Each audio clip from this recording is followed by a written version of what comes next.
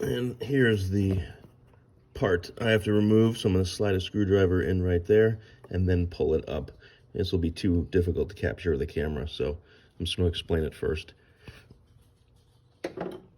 Okay, so I'm going to take my time, but I want you to know that the first thing you want to do is you want to remove this little white clip.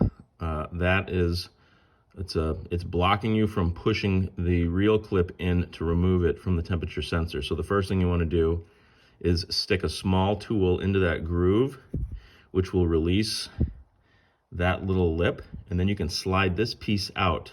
Don't lose it, just set it aside.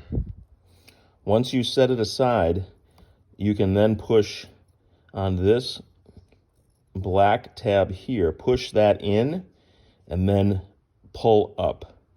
And that will remove it from the connection down below. Here's the new sensor, and the toughest part of the job is probably getting the connector off this little tab.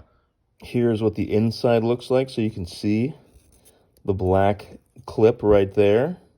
That's what's holding on to the temperature sensor, and you want to push down right here to release that from the inside. So again, do this carefully so you don't break anything. Okay, now that I've got my clip off, I'm going to unscrew that temperature sensor. To remove the old sensor, I'm using a 19mm deep socket with extension, and I'm going to use an impact wrench. I don't want, in case it's stuck, I don't want to risk snapping it. So this is how I'm doing it.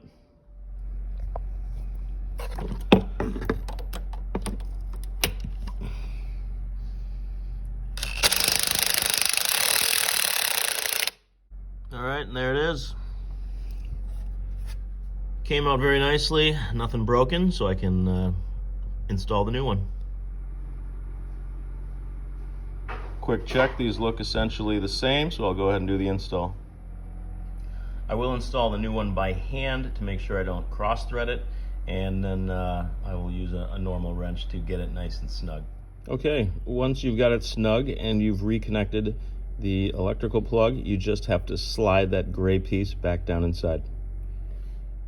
And with that gray piece back installed, we are all done. Let's start her up and see if the fan runs.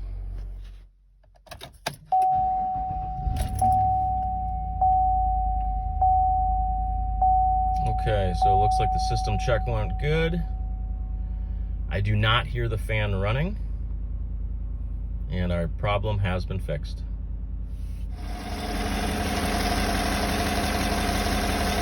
Last thing we want to do is just make sure there's no leaks where we put that temperature sensor back in, and there's not. So, we're all done. And now my wife can go shopping.